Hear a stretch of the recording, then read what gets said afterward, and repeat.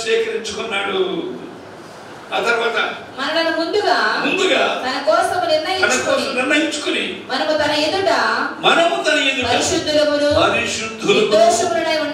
నిర్దోషులమై ఉండవలెనని జగత్తు పునాది వేయబడక మునిపే పరిశుద్ధులుగా నిర్దోషులుగా ఉండవలెనని జగత్తు పునాది వేయబడక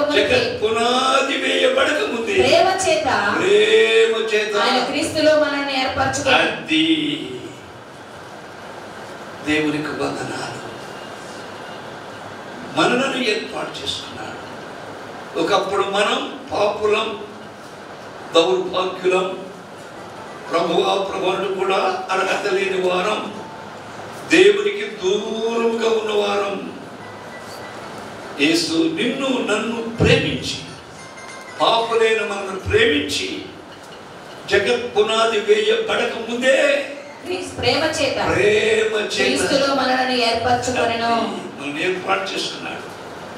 లోకంలో ప్రభుత్వ, లోకంలో పార్టీలు, లోకంలో ప్రజానీకం, లోకంలో రకరకాల కార్యక్రమాలు జరుగుతూ ఉన్నాయి.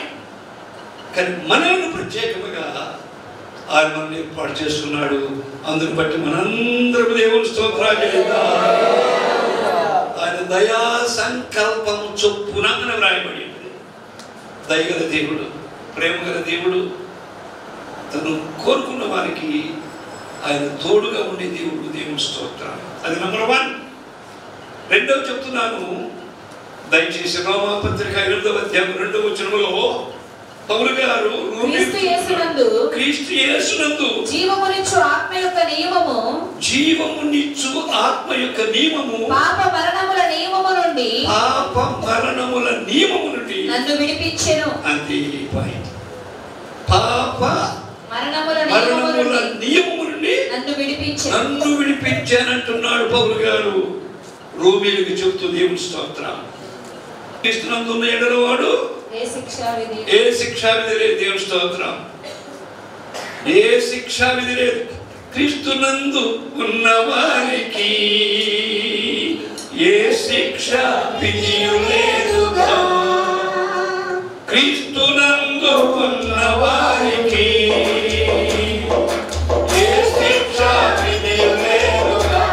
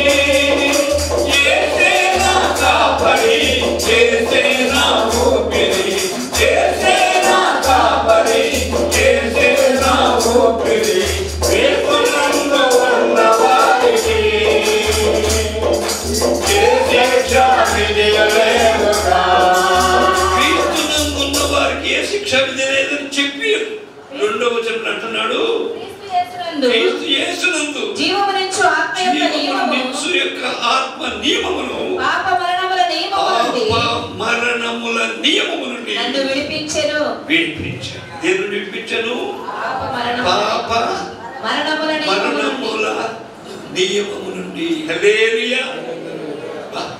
దేవుని నమ్ముకోవడం వల్ల దేవుని స్తోత్రం.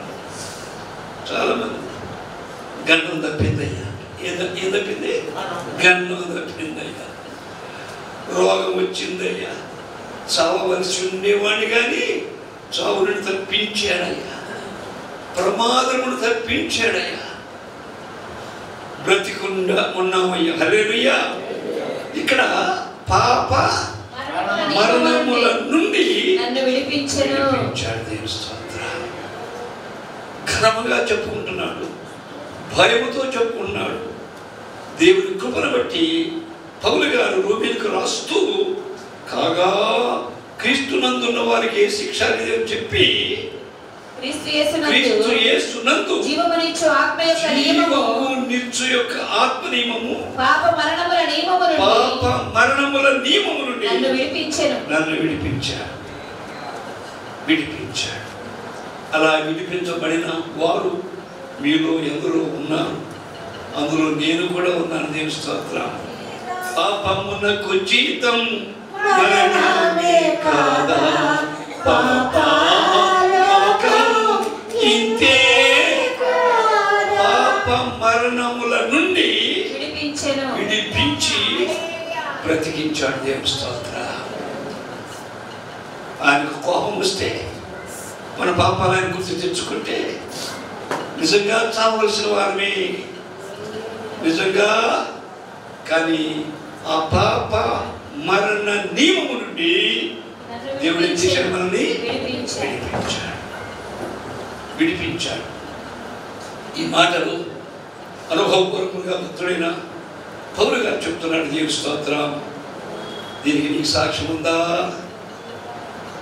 నిజమే. పాపము వలన వచ్చు జీతం మరణం. ఏ భేదము లేదు. అందరూ పాపము చేసి దేవుడు అనుగ్రహించు మహిమను అందలేకపోతున్నారు. అయితే పౌలు గారు అంటున్నాడు, ఈ పాప మరణ నియమము నుండి నన్ను విడిపించాడు. కనుక ఇక్కడ ఉన్న నీవు నేను ఈ మాట చెప్పగలిగాను. విడిపించాడు. ఆయనకు కోపం వస్తే, మన పాపాలు గుర్తు చేసుకుంటే సావవలసిన వారమే, కానీ బ్రతికించాడు. దేవుని స్తోత్రం. అది దేవుడు అనుకోవటం వల్ల గొప్ప కార్యం. హల్లెలూయా. దేవుడు క్షమించువాడు, దేవుడు ప్రేమించువాడు, పాప మరణ నియమము నుండి విడిపించువాడు, ఎన్నో రకాలుగా మేలు చేయవాడు మన దేవుడు. దేవుని స్తోత్రం. మీకు సెల్ ఫోన్ కదా, ఇంట్లో వార్తలు బయట వెళ్ళిపోయేవాడుగా తెలుస్తాం. అప్పుడు అమ్మగారి దగ్గరికి వచ్చి అన్నాను, మన పెళ్ళి జరిగిందని. నేను 50 సంవత్సరాలు అయిపోయింది మా ఇద్దరు పెళ్ళి. మన పెళ్ళి ఎట్లా జరిగింది? మన పెళ్ళి ఏదో ముసుగులో నొక్కున్నాం. దేవుని స్తోత్రం. ఎందుకంటే దేవుని స్తోత్రం చిన్న వయసులో మాకు పెళ్లి చేశాడు. దేవుని స్తోత్రం. చిన్న వయసులో పెళ్లి చేశాడు, సంతానం ఇచ్చాడు, అందరికి పెళ్లి చేయడానికి దేవుడు సహాయం చేశాడు. చిన్న మనవరాలు ఎత్తుకుంటానంటే నాకు సమయం లేకుండా ఉంది.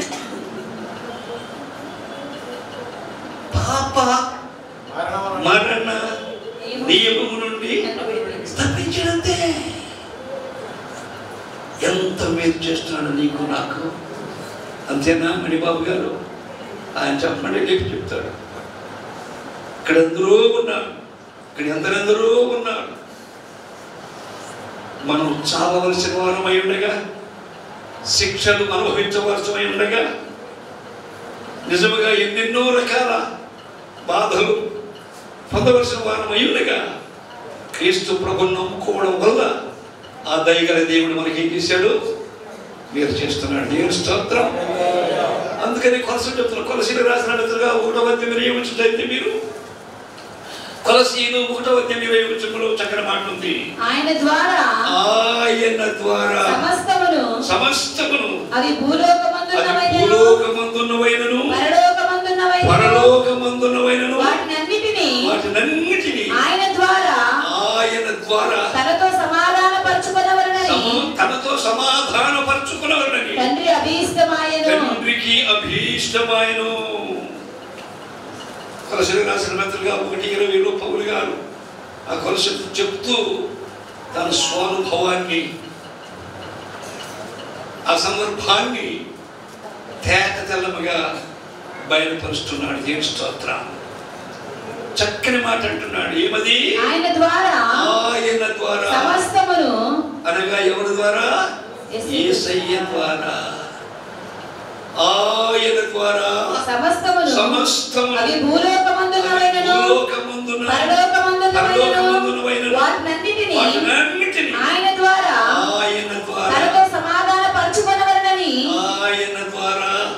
తనతో సమాధానపరచుకొనవలెనని తండ్రి అభీష్టమాయెను.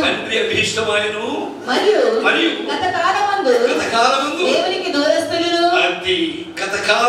దేవునికి దూరస్తులను మీ దుష్క్రియల వలన మీ మనస్సులో విరోధ భావము కలవారై ఉండినందున మన సన్నిధిని పరిశుద్ధులుగాను నిర్దోషులుగాను నిరపరాధులుగాను నిలవబెట్టుటకు ఆయన మాంసాయుక్తమైన దేహమందు మరణము వలన ఇప్పుడు మిమ్మల్ని సమాధానపరిచెను. సమాధానపరిచాడు. ఆయనతో సమాన భావం కలిగిన వారికి ఉండడానికి మనకి సమాధానం దయచేశాడు. దేవుని స్తోత్రం. దూరస్తులుగా ఉన్న మనలను సమీపస్తులుగా చేశాడు.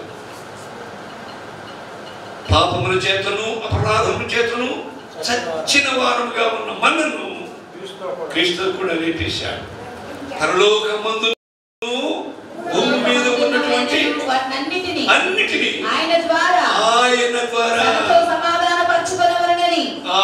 ద్వారా దేవుని ద్వారా యేసయ్య ద్వారా సమాధానపరచుకోవాలని తండ్రి అభిష్టమయ్యాడు.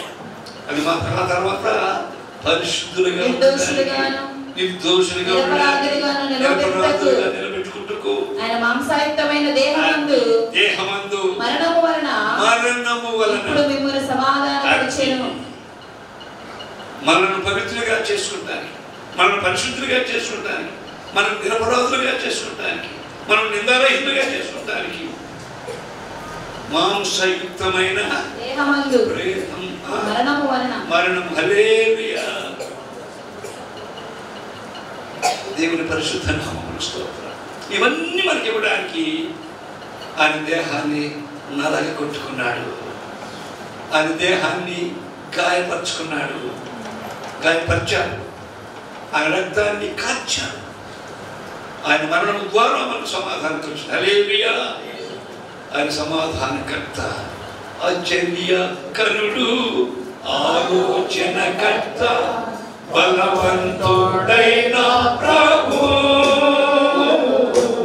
నిత్యుండగు తండ్రి, సమాధానకర్త, నా రక్షకుడు, నా రక్షకుడు. ఆశ్చర్యకరుడైన దేవుడు,